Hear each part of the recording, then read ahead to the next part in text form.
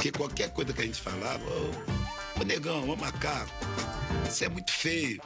Então a gente sofria muito. A nova série documental da HBO, O Negro no Futebol Brasileiro, retrata as histórias de jogadores que tiveram que vencer no campo e fora dele. A série cobre 100 anos de história, né, em 4 episódios.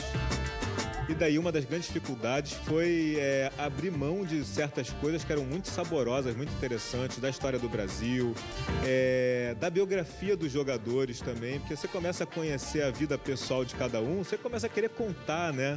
Friedenreich foi um dos maiores jogadores de futebol brasileiro nesse período, né, inicial, acredito que o maior. E ele também era um desses que meio que furavam essa barreira racial, porque ele era também um mulato, mas ele tinha um nível social um pouco mais elevado, só que a questão da cor é algo que não se disfarça, né? Tem muita coisa que eu gostaria de perguntar pro Leônidas, pro Zizinho, pro Didi, pro Domingos, pro Friedenreich, que só os livros de história podem nos contar, né? Mesmo assim, a gente conversou com figuras fascinantes, como o Dadá Maravilha, o Adriano, o Romário. Na minha certidão de nascimento, tá lá, cor parda. Na minha concepção, o que não é branco é preto. Assim, bem simples e bem claro. Então, eu sempre fui negro, com certeza. Qual foi o primeiro clube a ter um jogador negro? A história do jogador do Fluminense que passou pó de arroz, se ele passou para se disfarçar ou não. A gente conseguiu elucidar bastante coisa, jogar um novo olhar sobre esses pontos. Isso foi muito interessante. A verdadeira cor no futebol é o talento. Não perca O Negro no Futebol Brasileiro, só na HBO.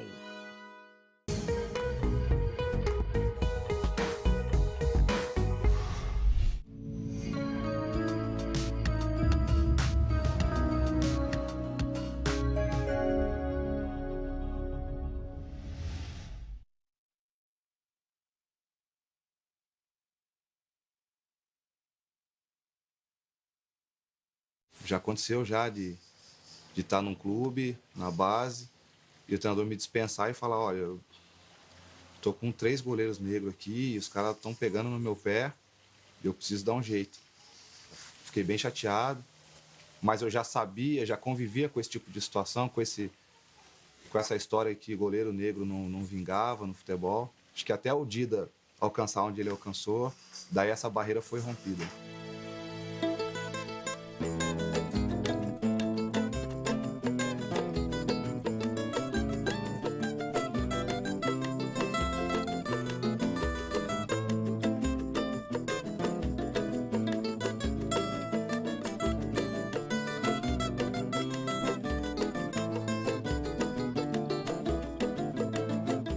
A pressão exercida sobre o jogador, o que cada vez mais se exigia dele, ou se esperava dele, se tornava cada dia mais forte. Quem não tivesse nervos de aço, ou então uma certa irresponsabilidade, dificilmente resistia. O tempo do futebol divertimento para o jogador passara. O jogador não ia para o campo se divertir. Quem ia para o campo se divertir era o torcedor. E às vezes, se o time perdia, o torcedor ficava de cabeça inchada. Para não ficar de cabeça inchada, exigia mais do jogador. O jogador que se matasse em campo. E seria cada vez pior. O jogador de futebol, branco, mulato ou preto, comparava-se a um palhaço. O torcedor ia para um campo de futebol, comprava uma geral, uma arquibancada, para quê? Para se divertir, tal como num circo. Quem se der ao trabalho de folhear as coleções de jornais da época, há de encontrar muito desabafo de jogador. Não sou palhaço. Estou cansado de ser palhaço. Mais de branco do que de preto. O preto calando, se roendo.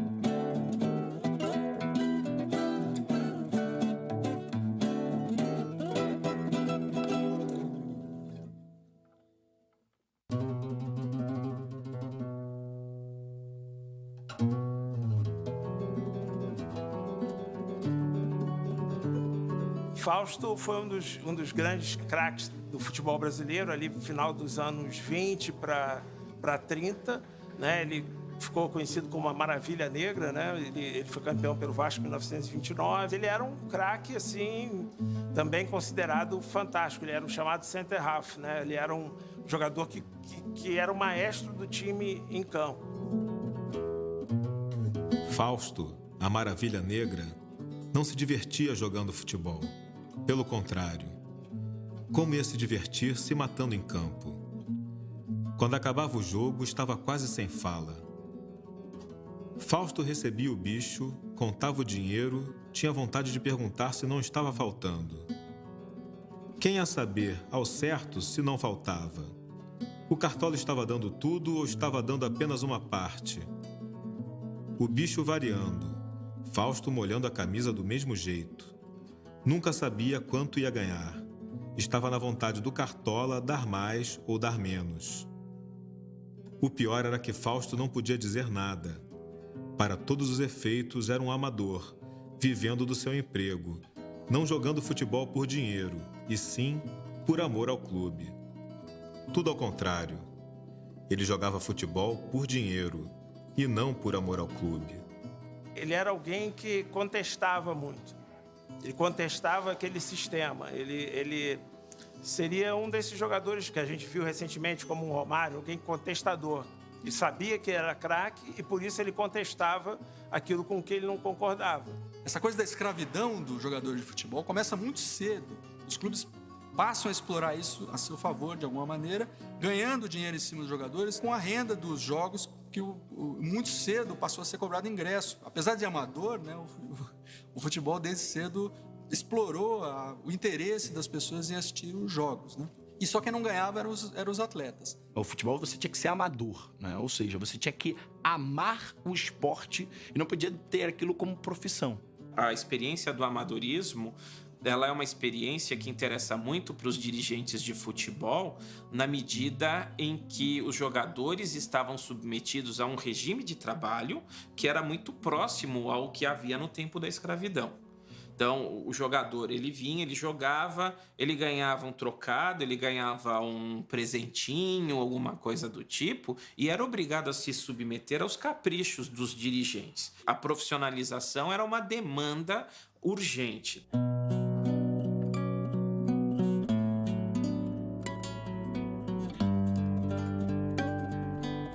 A resistência dos clubes principais da profissionalização era uma resistência ainda que guardava uma ideologia dos homens de esporte do começo do século XX, que vê o esporte como uma prática superior, uma prática de elite, uma prática elevada para a qual os negros e pardos não estariam preparados. Fausto nem podia ficar doente. Se estava doente, nem se queixava. Bom ou doente, tinha de entrar em campo.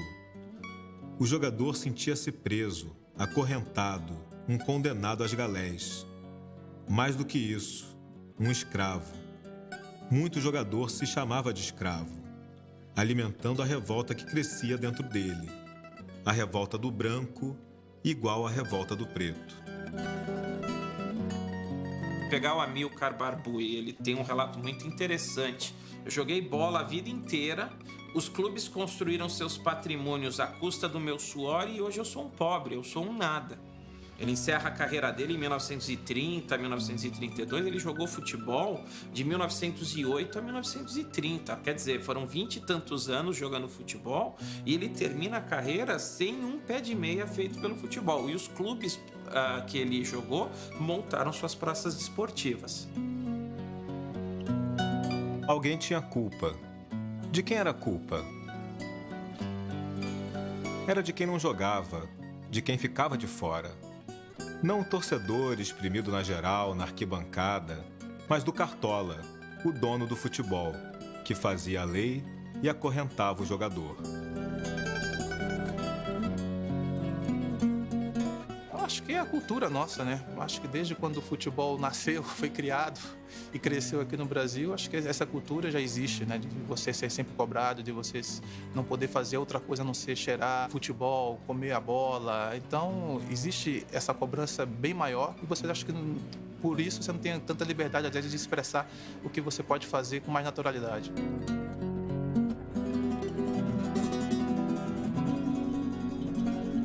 Os jogadores fizeram manifestos pelos jornais pedindo que o futebol fosse profissionalizado, que embora eles não ganhassem dinheiro, ou ganhassem muito pouco, ou não fossem reconhecidos como trabalhadores, os clubes passaram a ganhar dinheiro com a transferência de jogadores de um clube para outro. Os brasileiros, o Fausto dos Santos vai, ele joga na Espanha, joga na Suíça. Foi um dos primeiros brasileiros a jogar no exterior. Né? Jogou no Barcelona, enfim, teve uma carreira no exterior. É um jogador extraordinário, foi nosso melhor jogador e único negro na Copa de 1930, primeira Copa brasileira. O Vasco leva o time à Europa.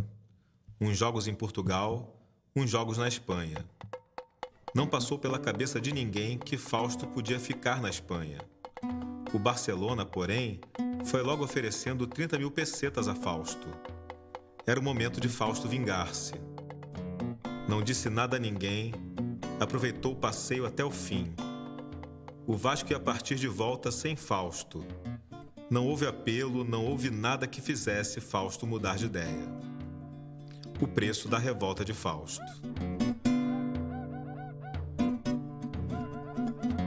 Nós também, a nossa raça, vamos dizer assim, nós temos que nos impor, nós temos que nos colocar, nós temos que dizer o que nós realmente temos vontade de dizer e temos que ser o que nós queremos ser. Essa possibilidade da ida de futebolistas brasileiros para a Europa, ali antes do nosso futebol ser profissional, era uma oportunidade que se dava sobretudo para os brancos, não para os negros. Não que não tivesse um ou outro que foi, teve o Jaguaré, o Fausto, foram dois que foram nesse período. Mas, assim, em especial era para os brancos. Eles queriam receber o que eles consideravam de cidadãos italianos que estão fora da Itália.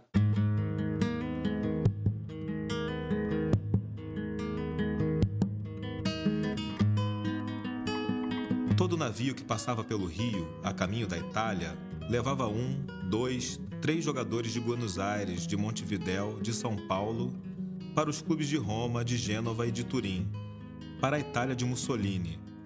Eram italianos que voltavam à pátria, o nome italiano sendo um abrate-sésamo. A excelência desses jogadores chamou a atenção de clubes europeus que vieram aqui de passagem por conta da Copa do Mundo e levaram todos esses caras para jogar na Europa. A primeira objetivo de ir para fora é justamente receber um salário melhor, né? Na cidade de São Paulo, o time do Corinthians perdeu o time titular. Ali em 1930, o Corinthians era tricampeão. Ele tinha uma equipe formada por descendentes de italianos, os jogadores ítalo-paulistas, porque era assim que eles se reconheciam, eles já eram brasileiros, nascidos em São Paulo, mas esses caras foram arregimentados pelos dirigentes italianos e foram jogar futebol na Itália no início da década de 30. O clube teve que buscar jogadores no que havia de possibilidade, e é aí que a gente vê o aparecimento de jogadores negros no Corinthians.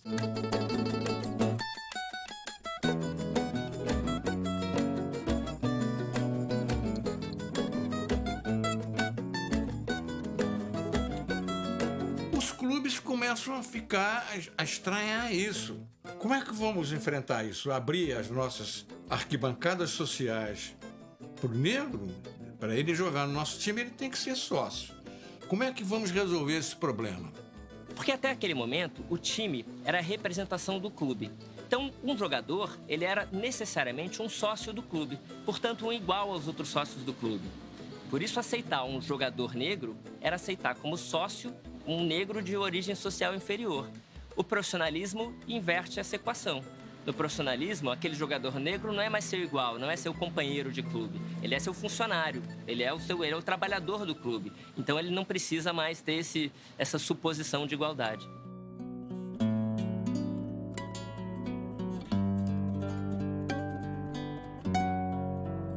Clubes, que são os clubes fundadores do futebol brasileiro, alguns deles ainda acham que o futebol tem que ser amador.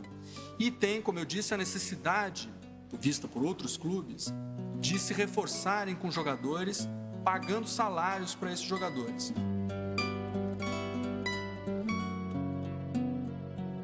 Questão de competição. É o seguinte, eu estou no modelo de competição. Se eu quero atrair torcedor, eu tenho que ser campeão. Se eu quero ser campeão, eu tenho que ter o melhor jogador. Para eu ter... Quem é o melhor jogador? Ele é branco ou é negro? Ah, é branco, então vem. Ele é negro? É negro, então vem. Os clubes que não topavam essa situação, nesse momento, abandonaram o futebol. O caso clássico é o paulistano.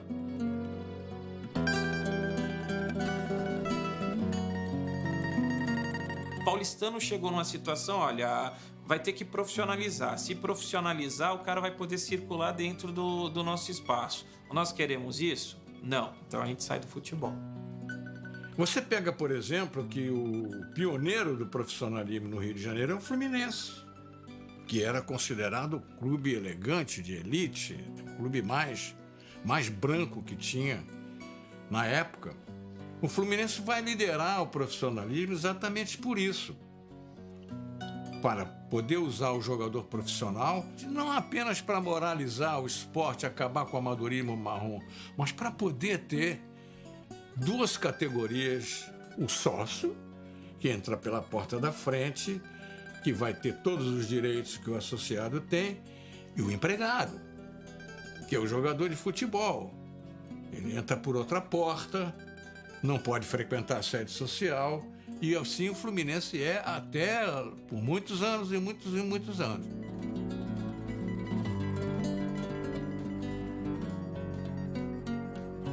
Mesmo depois do profissionalismo, os clubes que eram de elite não se abriram totalmente. Eles criavam um sistema híbrido. O sócio entrava por uma portaria e o atleta profissional entrava por outra. Eles não conviviam dentro da sede. Eu vim num bairro, né, chamado Restinga, por isso meu apelido é Tinga, né? A maior favela do Rio Grande do Sul, né? Cheio de gente do bem, gente de trabalho. O que mais me machucou na minha infância foi as pessoas... Tu tá caminhando numa rua, a pessoa atravessar pro outro lado achando que você vai roubar ela ou assaltar por ser negro, por estar mal arrumado, né?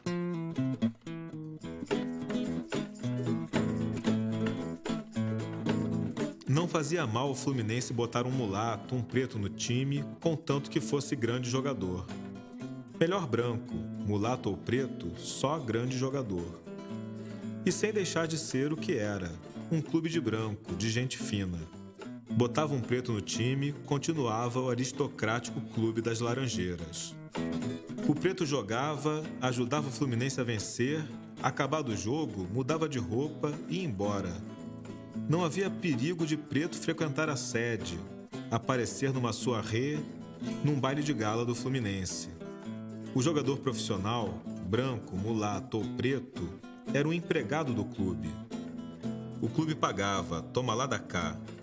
O jogador ficava no seu lugar, mais no seu lugar do que nunca. O Fluminense você não entrava. Uma época que tinha um baile chamado Baile das 5 às 9, que era o baile que acontecia aos domingos.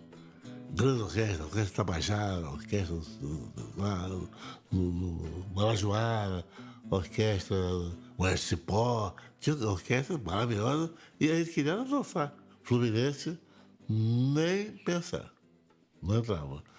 No Morisco, Botafogo do Morisco, tinha certas restrições.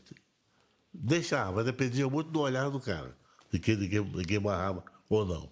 Num determinado momento, não por acaso, começa-se a descobrir que esses jogadores são fantásticos, são extraordinários.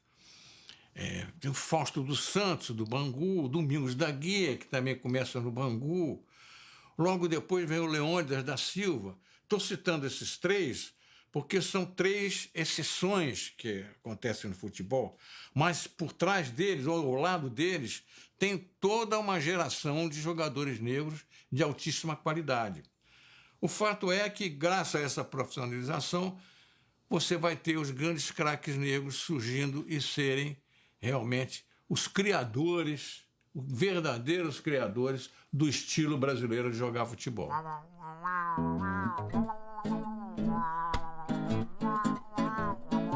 Os pretos estavam por cima.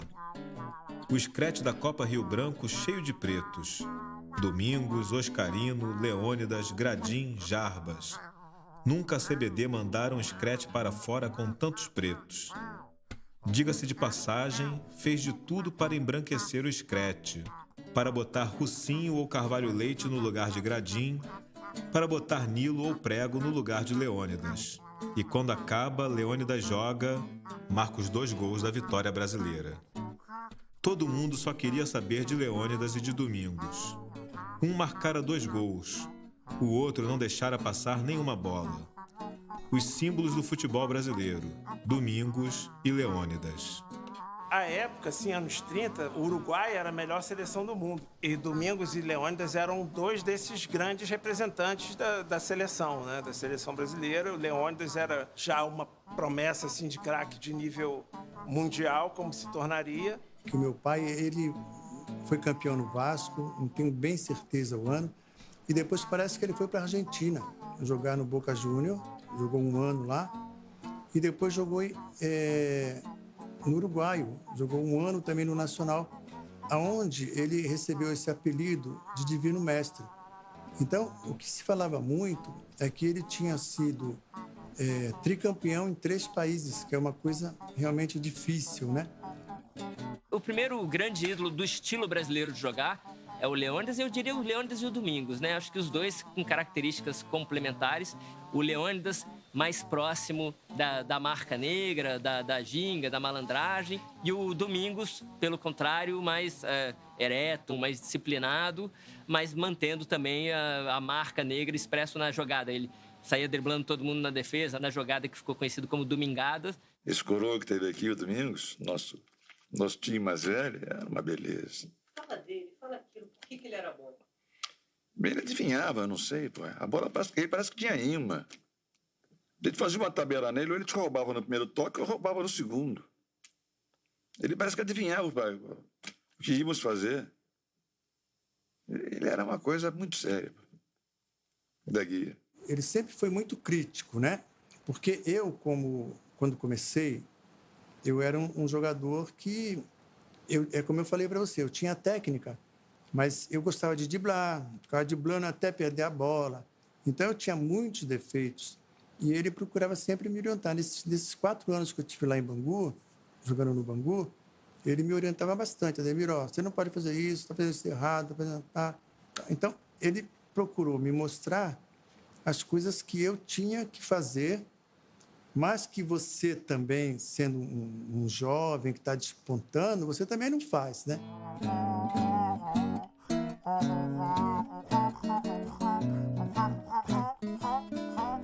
A partir desse modelo do Leônidas e do Domingos, se afirma um jeito de pensar o jogador negro e o jogador pardo como próprios jogadores com talento especial, né? A gente associa, no caso do brasileiro, esses jogadores como os verdadeiros jogadores do estilo brasileiro.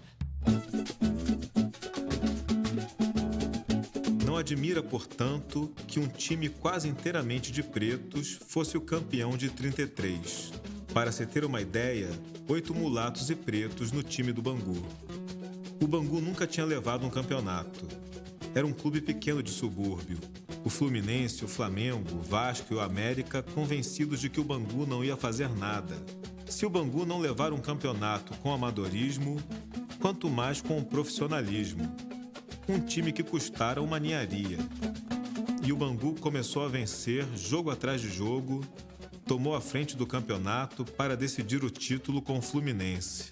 Os brancos do Fluminense não estavam preparados para aquilo. Um gol do Bangu, mais outro, mais outro, mais outro.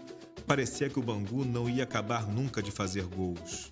Nada mais natural, portanto, que aquele ano de 33 fosse um ano glorioso para os mulatos e para os pretos.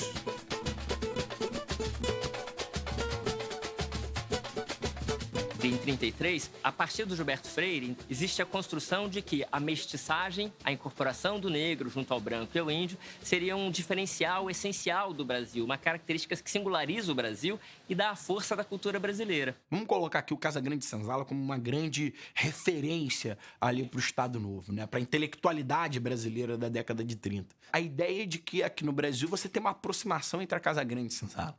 A ideia de que existiu o lusotropicalismo, ou seja, no colonialismo português, a relação entre negros e brancos ela era diferente. A escrava doméstica que dava, não é, leite para o garoto, não é, branco, não é, aquela questão da miscigenação, e que isso vai resultar no século XX em uma democracia racial. Isso se manifesta em vários campos, mas especialmente no futebol. Quer dizer, o futebol que chegou, entre aspas, branco e europeu, ele aqui no Brasil ele é processado de uma outra forma e aí surge um produto diferente. E também a própria ideologia do governo de Getúlio Vargas era de aceitação da mestiçagem, como se fosse uma nova raça, potencializando a mestiçagem do branco, do negro e do índio. Então, isso tinha a ver com o que se falava, né? O Estado Novo, o Brasil Novo.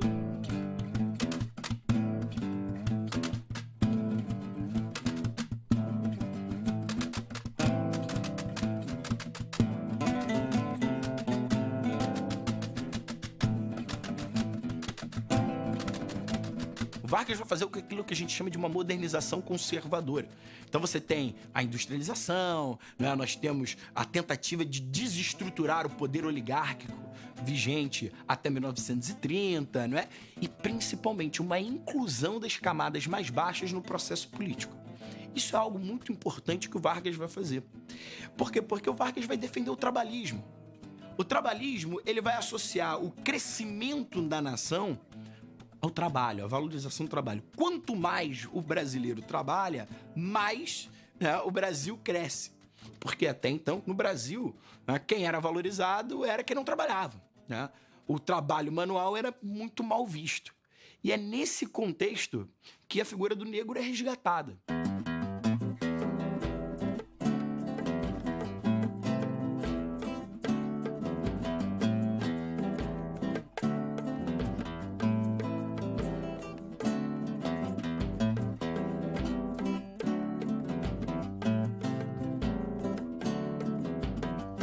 Momento em que você tem uma popularização do futebol grande, uma massificação do futebol, o Flamengo vai ter dois grandes ídolos negros. Um é o Domingos da Guia e o outro é o Leônidas da Silva. Os dois já tinham passado por diversos outros clubes, inclusive por clubes grandes. Mas quando eles chegam no Flamengo, né, você vai ter uma sintonia muito grande com um time que já era visto como um time do povo e dois heróis populares. Era um dos clubes que até então tinha um perfil social absolutamente de elite, como vários outros, como o Fluminense, como o Botafogo, mas que, frente à profissionalização do futebol, a sua diretoria percebe muito rapidamente o potencial comercial até daquela prática do futebol para os jogadores negros. O presidente da época era Bastos Padilha, né? Ele que era muito amigo de Mário Filho, eles eram cunhados, inclusive. O Flamengo estava alguns anos já sem ganhar campeonato. Entre 1927 e 39, ele ficou sem ganhar campeonato carioca. E o Bastos Padilha achava que o clube era muito elitizado. Se juntou com o Mário Filho, fizeram campanhas através do Jornal dos Esportes, no sentido de popularizar a imagem do clube. E ele, na prática, contratou vários jogadores negros e isso ajudou muito a popularização do Flamengo. Inclusive, Leônidas, Fausto, Domingos jogaram juntos no Flamengo nesse período, dos anos 30, e com apoio maciço, assim, da imprensa, especialmente o Mário Filho, o Jornal dos Esportes, o Flamengo começa a ganhar essa popularidade, né?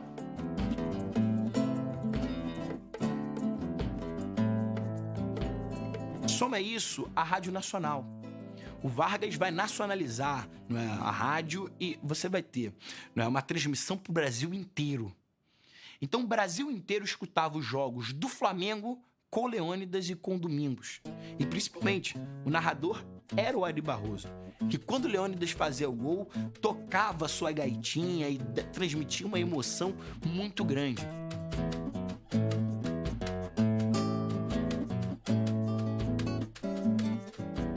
Eu passei a ouvir os campeonatos pela Rádio Nacional, né?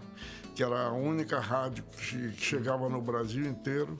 Já era um torcedor de futebol do Ceará Esporte Clube. Mas o Flamengo, descobri que Domingos e Leônidas eram dois craques do Flamengo. Então, ademais da simpatia, do vermelho e preto, daquela cor que vai muito com o meu temperamento. O vermelho e preto simboliza sempre uma insatisfação com o status quo das coisas. Quer dizer, eu desde menino fui sempre um rebelde. Então, o Flamengo é um time rebelde.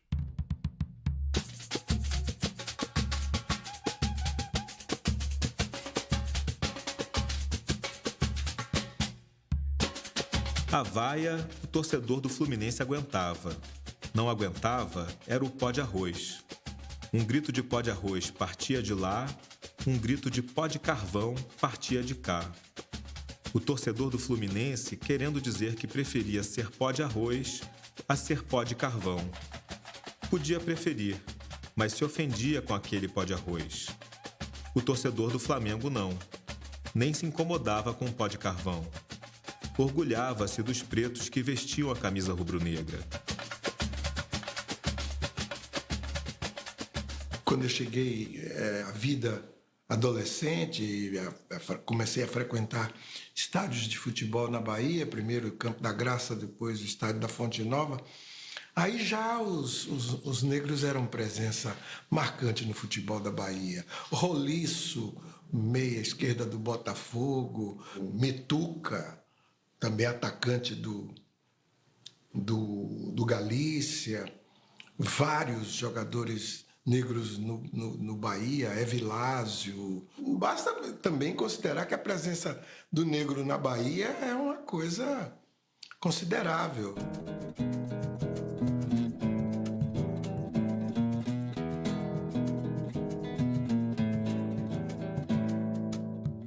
A Copa de 38 reuniu jogadores que representavam de fato a amplitude do futebol brasileiro, que não aconteceu nas duas Copas anteriores.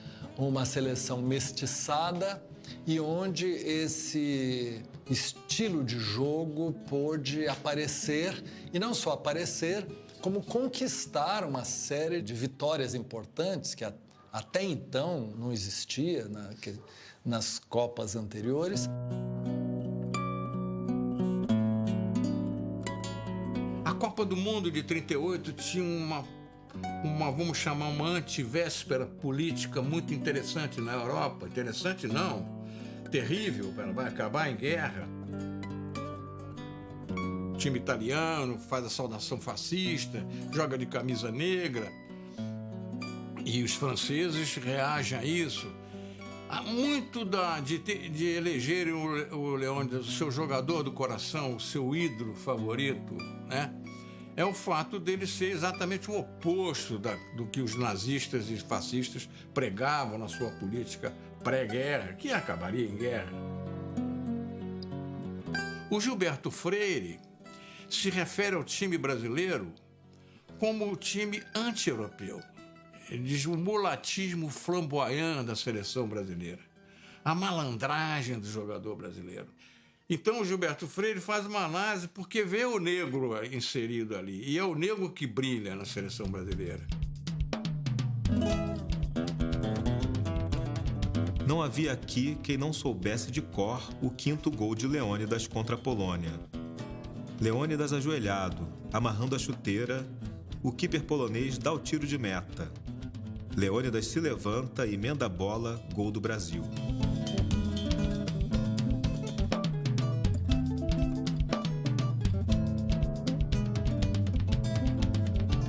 E o Leônidas vai ser o artilheiro. O Brasil, que é vencido pela Itália fascista, né? O Brasil é 3º lugar. terceiro lugar que, tendo perdido para a Itália num jogo polêmico, numa situação em que foi considerada que havia injustiça ou algo assim.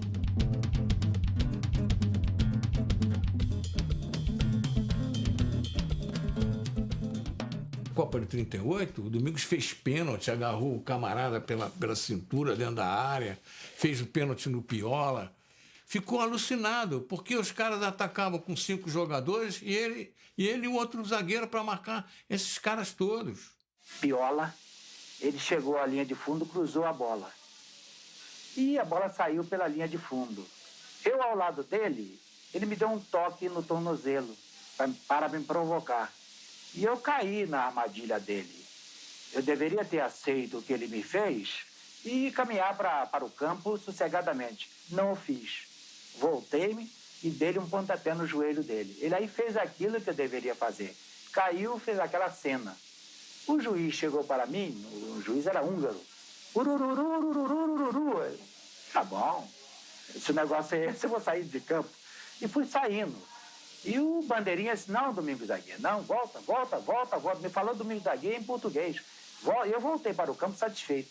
Mas quando voltei, o juiz estava pedindo a bola no meio do campo e botando na penalidade máxima. Quando o Brasil é eliminado pela Itália, perde o jogo em um pênalti feito pelo Domingos da Guia, se cria uma comoção nas ruas no Brasil, como se fosse um roubo descarado, como roubaram o Brasil, porque supostamente a crença de que aquele time era melhor do que todos os outros, por essa marca mestiça, garantiria o título.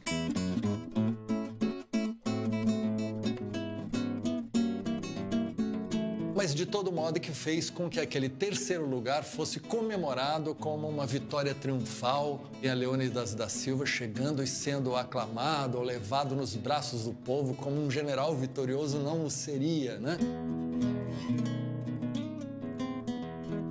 Leônidas voltou de lá, assim, consagrado, né? Ele não se sabe se ele foi o criador da bicicleta, mas ele foi, assim, aquele que mais vezes a executou na época com acerto, né? E ele veio consagrado da França, se tornou o brasileiro mais conhecido no país, talvez até mais que o próprio Getúlio Vargas. O Vargas não tinha noção que o futebol era tão popular, né? O Vargas era um homem que gostava do golfe, né? Engraçado isso, né? Um ídolo, né, do povo da massa que gostava de golfe.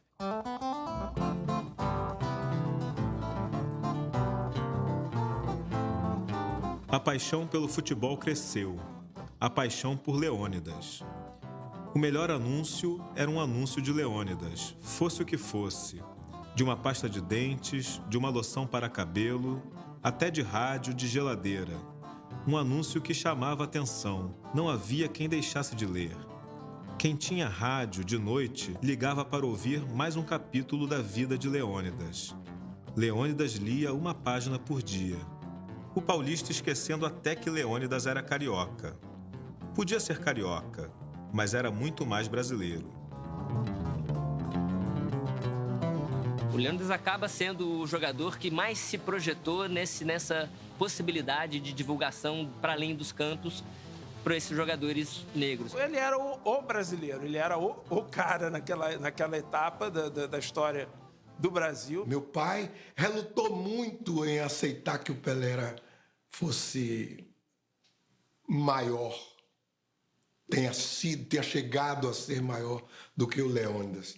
Ele não se conformava com isso, não. Para ele, Leônidas era o maior jogador do Brasil. Ele vai bater de frente com o governo Vargas em termos de alistamento militar, sofre muito com preconceito no Rio de Janeiro, porque ele era um negro que frequentava, né, devido ao futebol, o espaço dos brancos. E depois ele vai ser contratado pelo São Paulo, que é um time de elite. E quando ele chega na Estação da Luz, os brancos da elite paulistana vão carregar um negro nos ombros. E isso é uma imagem muito simbólica, né? Porque naquele momento o futebol proporcionou uma inversão dos quadros. Não é mais o negro na liteira que está carregando o branco, e sim o branco que está carregando um ídolo do futebol, que é o Leônidas da Silva. O negro não podia estudar, não podia saber ler e escrever, isso era um prejuízo muito grande. A gente fala, um negro médico era motivo de piada, advogado, mas propositalmente, para você não ter isso como objetivo de vida. O futebol foi uma maneira dessa. O negro que estava ali, ele não se imaginava um médico, um engenheiro, mas ele se imaginava um jogador de futebol porque ele via na televisão um negro bem-sucedido, famoso, né, aparecendo na TV. Ele fala, pô, ele também é negro, ele também surgiu de uma origem pobre. Se ele chegou, também posso chegar. Cara, na favela você tem que fazer tudo, pô. Tocar, cantar, dançar, tudo junto. Jogar. Aí até encaixar alguma coisa que der, você vai pro profissional. Porque o processo de formação de jogador não é um processo decorrente de aptidões naturais biológicas. É um processo decorrente da demanda por uma especialização profissional. É que os outros campos são interditados historicamente às comunidades negras e elas se viram obrigadas a um processo de especialização em alguns nichos, como música popular, como esporte. Então, aí se tem uma formação de excelência desses jogadores. Eu vim de uma geração que você só queria jogar bola. Eu fui começar a pensar isso como profissão quando eu já tinha 17 anos. Eu queria estar no Inter, então eu fiz 3 testes no Inter, eu rodei e fiz um no Grêmio e passei. E já tinha aquilo na cabeça, pô, o Grêmio é time de rico. Não era nem de questão de ser branco ou de preto. O Grêmio é um time de rico, o Inter é nós, é povão, time do povo. Então sempre fazia teste no Inter, eu rodei as 3 vezes. Aí uma vez, vou lá no Grêmio, fui e passei. E aí comecei minha carreira lá. Então sempre foi a primeira opção. Primeira, única. Aí uma vez que eu quis sair para trabalhar, mas aí minha mãe não deixou. E aí tem um episódio interessante na história do Grêmio, que é uma coisa meio polêmica, porque dizem os antigos historiadores que o Grêmio, até essa época, dos anos 50, não aceitava atletas negros e que isso constava no estatuto do clube. Um clube de fundação alemã, então tinha uma coisa muito diferente do Internacional, que era um clube mais popular. Por coincidência, ou por ironia, o primeiro jogador negro do Grêmio foi o Tesourinha, que era ídolo do Internacional. Antes disso, tinha sido ídolo do Internacional. Ele escreveu uma nota dizendo aos sócios que aquele artigo do estatuto estava cancelado e que o Grêmio estava contratando Tesourinha. Existe essa história do Tesourinha chegando, sendo anunciado, alguns sócios do Grêmio dizendo que não vão mais querer ser sócio por conta disso. A história do Grêmio com pessoas negras, ela é bem rica, né? Porque, por exemplo, a única estrela da bandeira do Grêmio é em homenagem ao Everaldo, um jogador negro. O hino do Grêmio é composto pelo Lupicínio Rodrigues. Então, a história de pessoas negras dentro do Grêmio, ela é bem rica. Eu sou gremista, como o Lupicínio também era. Lupicínio Rodrigues era gremista. Eu fui assistir uma vez o jogo do Grêmio contra o Internacional. O Internacional se sagraria heptacampeão, qualquer coisa desse tipo. E o Grêmio acabou vencendo com um gol de um negro baiano, André. Os repórteres me descobriram ali na torcida e vieram me perguntar. Eu já tinha tomado muito vinho, já estava bem ébrio no sentido assim, eufórico. E alguém me perguntou, mas por que você é Grêmio? Era já o final do dia, o jogo já tinha terminado, estava começando a cair a noite, céu azul, a lua aparecendo. Eu disse, mas por que eu sou Grêmio? Claro, eu sou Grêmio porque a lua é branca, o céu é azul e eu sou preto.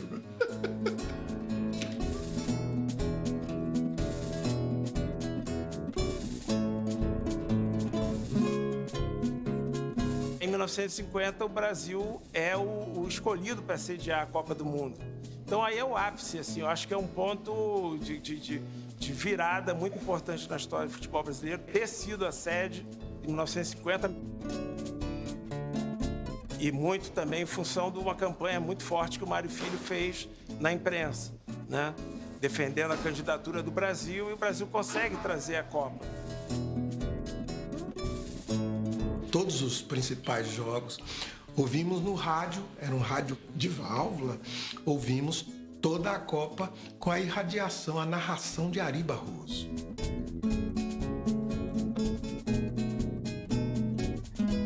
Barbosa, Ademir, Danilo, Pojucan, Friaça, Maneca, Chico, vários jogadores aí que compuseram a seleção brasileira da época, né?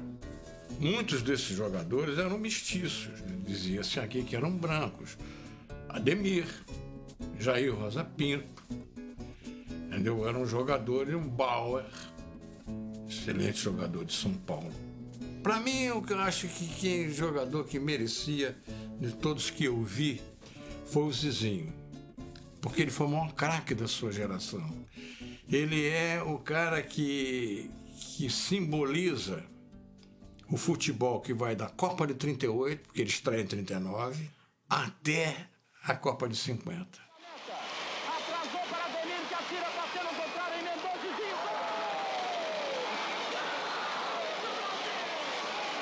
Zizinho. Zizinho tinha um pouco de sangue negro e índio, né? Era visível também ali. Ela é um brasileiro autêntico. E ele tinha essa característica da habilidade do negro junto com a garra da luta do índio. O Pelé da época era o Zizinho. Tanto ele era um construtor de jogada, vamos dizer, um maestro do time que dava o ritmo, que dava o tom da partida, né? Como ele também era um jogador decisivo na área. Zizinho foi o ídolo do Pelé, né? Pelé sempre costuma dizer que o seu grande ídolo no futebol foi o Zizinho, jogador, pelo que a gente lê e ouve comentários, assim, jogador fantástico. Sabia tudo, né, com a bola, conhecia todos os espaços do campo. Frente para Zizinho, aproxima-se do gol. Prepara o tiro e atira, gol!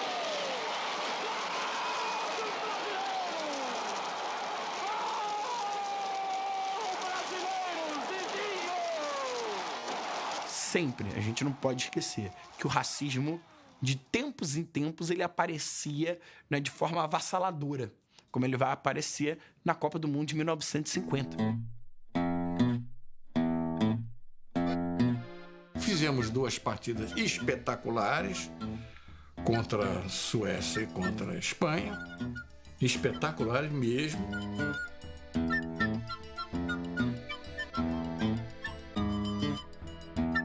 Houve todo esse clima, vamos ganhar. O 0-0 era o título, mas ninguém se lembrava disso. Todos tinham ido ao Maracanã para ver outra goleada. Era o que esperavam milhões de brasileiros. Os jogadores brasileiros bem o sabiam.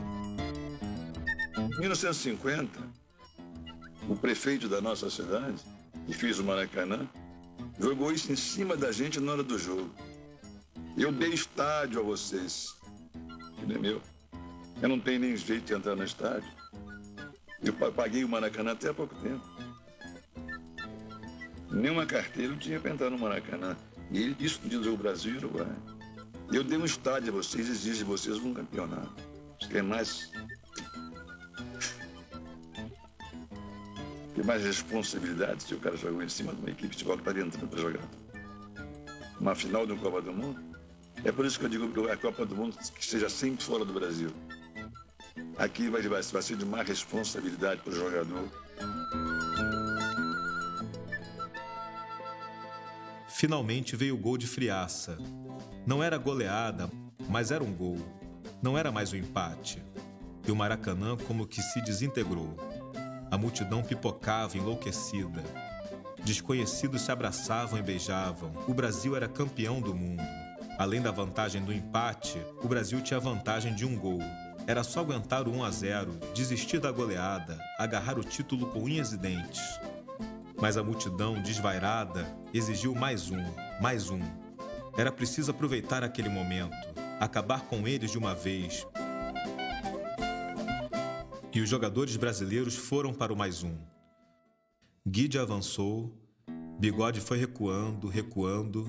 Guidia chegou à linha de fundo e deu a bola para trás, para Schiaffino. Schiaffino pegou a bola à meia altura, desviou-a de leve. Barbosa saiu do chão tarde. Estendeu as mãos, a bola já tinha tocado as redes. Um silêncio como nunca houvera antes baixou sobre o Maracanã. Ainda éramos os campeões do mundo. 1-1 não tinha mudado nada. Para o brasileiro, porém, mudara tudo. era a vergonha.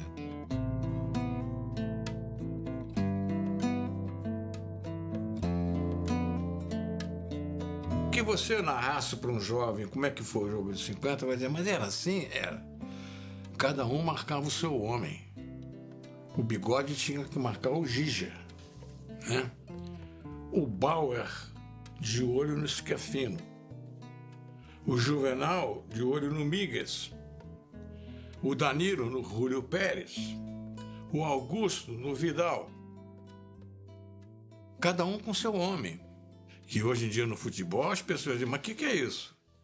Não tem 2 ou 3 ali fazendo cobertura, não tem um que vai para trás? Estou falando de 1950. Passaram mais de 60 anos. Então o Bigode teve que marcar o Giger, que era um ponta muito veloz e muito perigoso. No primeiro lance, o Giger vai para cima dele, ele vai recuando, vai recuando. A bola cruza a área, o Juvenal deixa ela passar, ela vai para o Schiaffino, que faz o gol do Uruguai.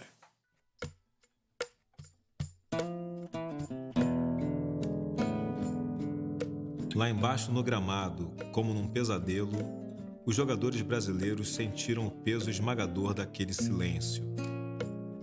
E foi em meio do silêncio mortal de 220 mil brasileiros que Guidia fez o segundo gol. Avançou como da primeira vez, Bigode recuando, recuando. Só que, quando Guidia chegou quase junto da linha de fundo, Barbosa se lembrou do passe para trás do primeiro gol. Deu um passo à frente. Se Guidia centrasse, ele cortaria o centro. Guidia chutou para o gol. A bola ia para fora, para as redes do lado de fora. Barbosa, porém, atirou-se e, quando sentiu que a bola passara, levou a mão esquerda para trás para puxá-la como às vezes fazia. Em vez de puxá-la, o que fez foi desviar-lhe o caminho, de fora para dentro do gol.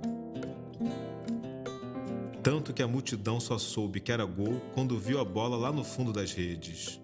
Como é que a bola que ia para fora tinha entrado? Foi só aí que nos lembramos todos que o empate era a vitória. E pedimos o empate. Bastava um gol para o Brasil ser campeão do mundo.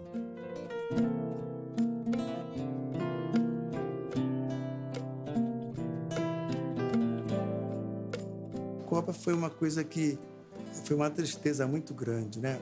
Para todos aqueles que participavam, porque a Copa estava ganha.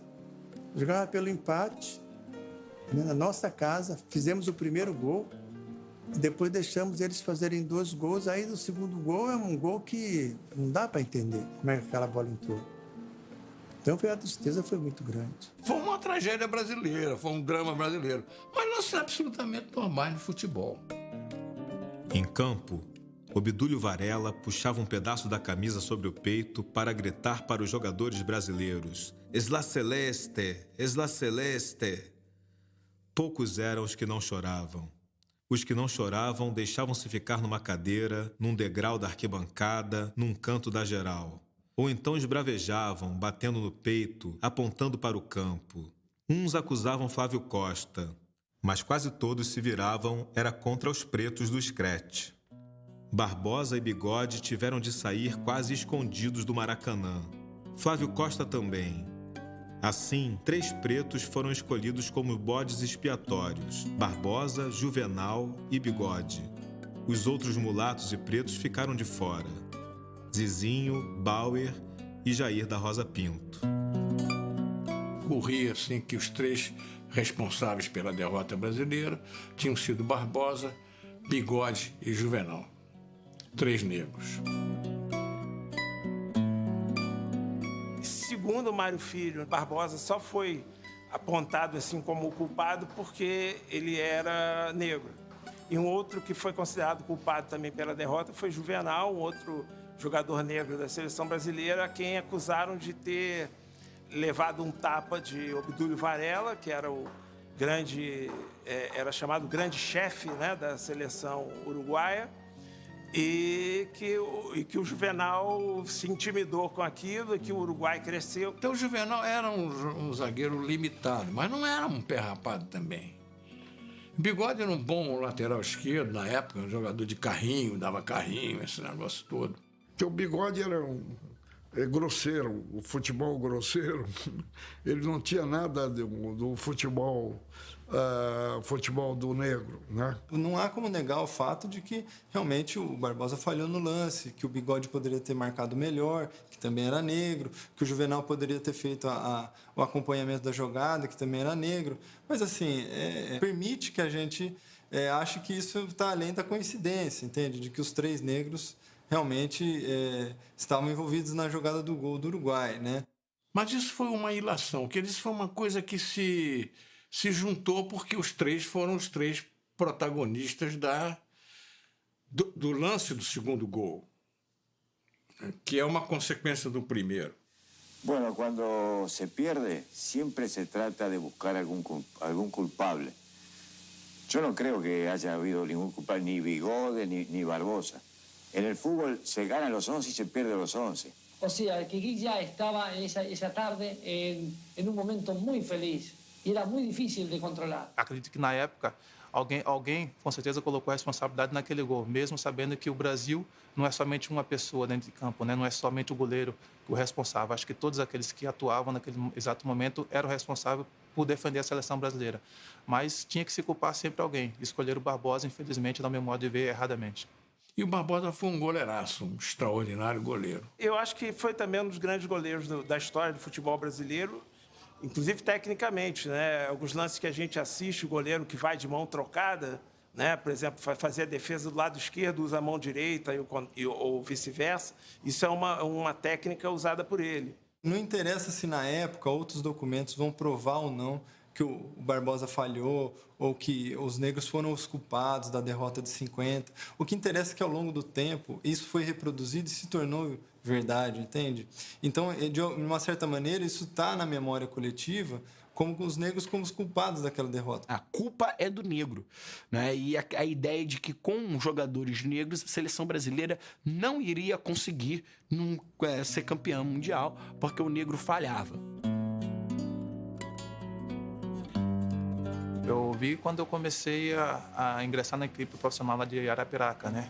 Onde vários companheiros, né, sempre me aconselhavam não tomar gol entre eu e o Pau, né? Porque foi assim que o Barbosa, no Mundial, sofreu o gol. Então, essa responsabilidade que eu tinha pela falha que ele teve, falha assim, entre aspas, né? O crucificamento que houve na carreira dele, por ser negro, imperava até naqueles dias.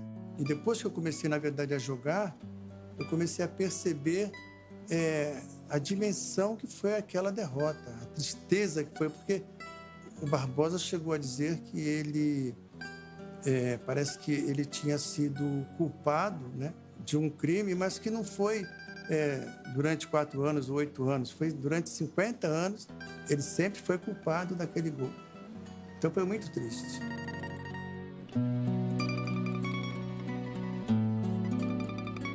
No caso do Barbosa, a gente vai ver, por exemplo, o Nelson Rodrigues fazendo uma crônica em que ele escrevia sobre o frango eterno, né?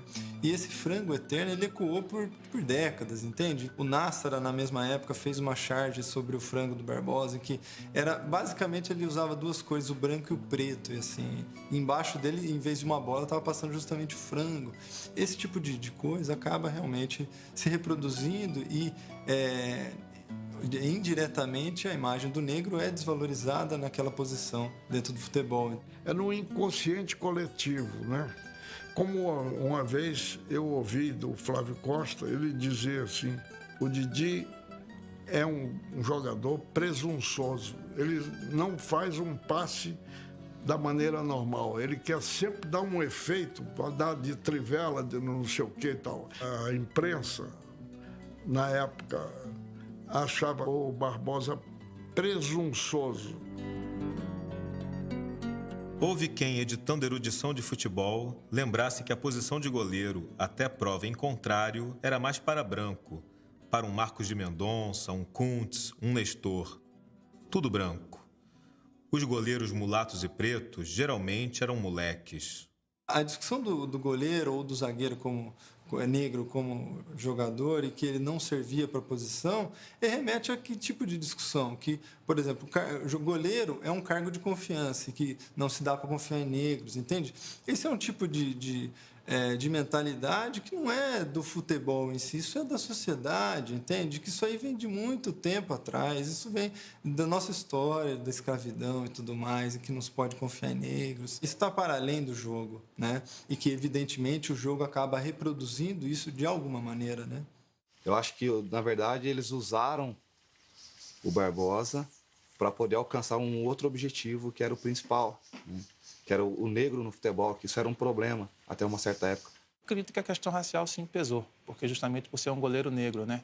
E quando eu cheguei na seleção brasileira, eu via que já existia um certo preconceito por alguns ainda, por lembrar que numa passagem de um goleiro que passou pela seleção brasileira e foi um culpado, vamos botar assim, entre aspas, pela derrota do Brasil. Mas eu me enfrentei de cabeça erguida e digo, olha, sou negro, estou aqui para defender a seleção brasileira da melhor maneira possível, vou fazer o meu melhor possível para que o Brasil sempre vença. Foi importante porque ele conseguiu romper essa barreira, né, do goleiro negro. Então, eu acho que ele chegou no ápice que um jogador pode chegar, no máximo, né? Acho que ele disputou as maiores competições, ganhou os maiores títulos, então, jogando, conseguiu um respeito que até então tinha ficado esse descrédito, né? E ele conseguiu romper essa barreira e isso aí abriu caminho para muitos outros goleiros.